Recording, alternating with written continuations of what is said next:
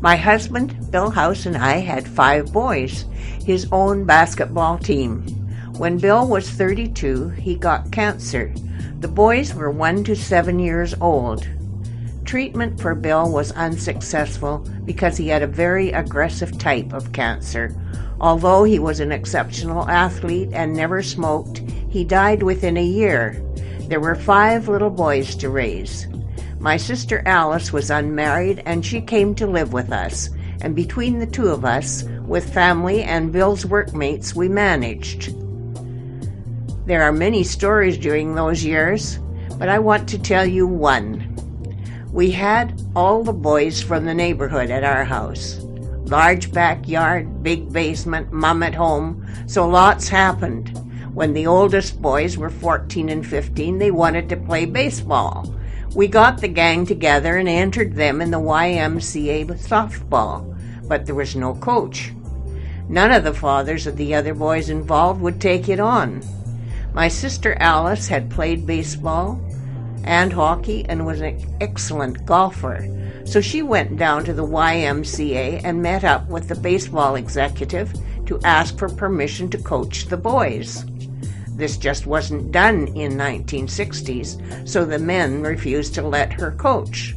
She simply told them, "These young fellows will be on the streets with nothing to do and maybe get up to no good. Why not me?" she said.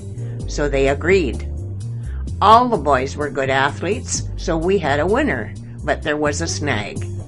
The championship had been won by the same coach for years, and he did not want to lose. We had a game against his team early on in the season. People came to watch, of course, and among them were 3 well-dressed, suited young men. Alice coached and I was scorekeeper.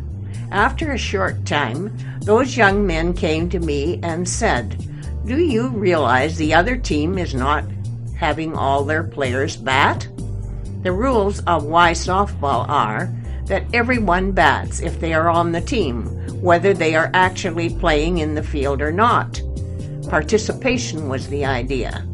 The men told me to keep track of the color of the t-shirt as each kid came up to bat. Make sure no one is left out of the batting order. Also, he said, tell your sister that their pitcher is leaving you a softball for your side to hit and using a nice hard ball for themselves." Aha! The game was on, I thought.